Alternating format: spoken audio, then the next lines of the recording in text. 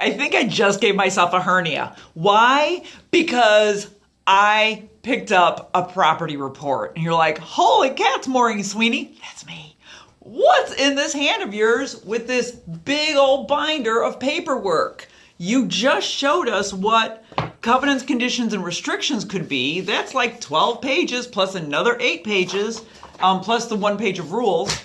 But what's with this big old property report? Now, this is for a condominium project that also has commercial space involved with it. So it's an entire high-rise project that is in a major city, Chicago, where I live.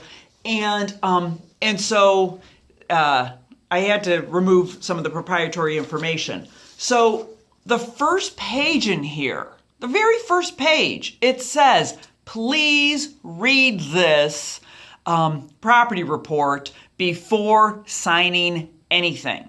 So even the developer, whose name I blotted out with a sticky, even the developer's like, read this, because no one wants to be surprised, okay? So in this beautiful, big old pile of everything, you actually have 2 sets of documents. One is the original set of documents as established by the developer, and then the amended set of documents. But what I want to bring to your attention if you are purchasing, so you have the Condominium Declaration, okay? So in this page, this is your condo dex.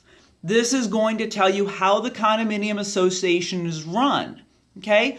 And this also includes the board of directors, and because the bylaws are also involved with this. So you've got condo dex, what is considered the unit, what's considered a limited common element, what's considered a common element. So in this property, for example, parking is considered a limited common element. It may not be deeded separately, but it is part of the common elements, okay? And so they actually go into how can you transfer a parking space from one to another as being a limited common element. So read this. If you don't agree with it, then maybe you shouldn't be buying in here. If you were thinking about doing a short-term rental, like, oh, I'm going to do one of those you rent it things, and so every weekend I'm going to have a new person moving into the place, guess what? You can't, because they don't allow it, because you have to have at least a 1-year minimum lease that is then approved by the board, and then your tenants can't do it either. So keep that in mind.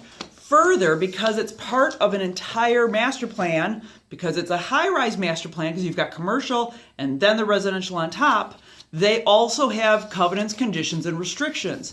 That's this segment. Okay, so you've got 2 small segments. One's like 35 pages. This one is like 30 pages. But according to this sheet, you've got a week to read through all these documents. So again, know before you owe and read before you sign. Okay, that's it, you guys. Have a great day, and put on your reading glasses, because you're gonna have some reading, especially if you're gonna be buying into a condo, co-op, PUD, or master plan community. Okay, bye-bye.